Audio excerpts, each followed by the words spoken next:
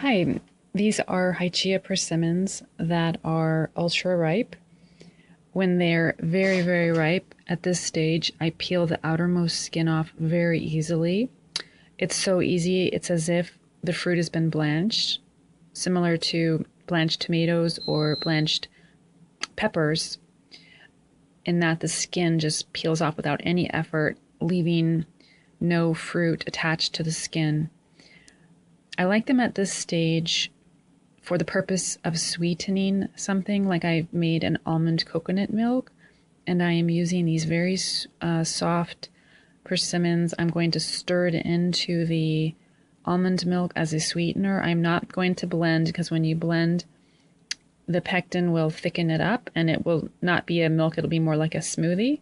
So in this stage, I'm simply stirring the very soft, mushy, sweet, ultra sweet fruit into the milk, and it is a great date substitute.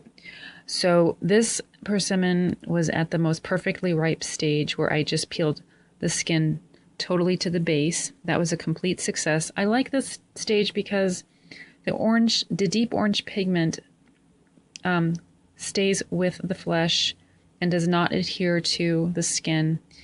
When it's just not as ripe, the flesh usually stays attached to the skin, and that's fine, but then you lose some of that deep orange pigment. See, some of it came off, and then some of the fruit clung to the skin when it was just maybe hours or a day away from being completely ripe where it would have come off. But sometimes you don't always get that with every fruit. I think usually the smaller the fruit, it has a tendency to have the flesh cling, and the larger the fruit, the flesh tends to stay with the fruit. This fruit here, if you can see the wrinkles, it shows you that the skin is ready to peel off away from the fruit completely.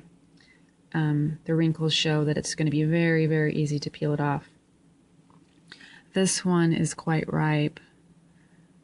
Oh, you can see the finger indentations there. That one's obviously ripe.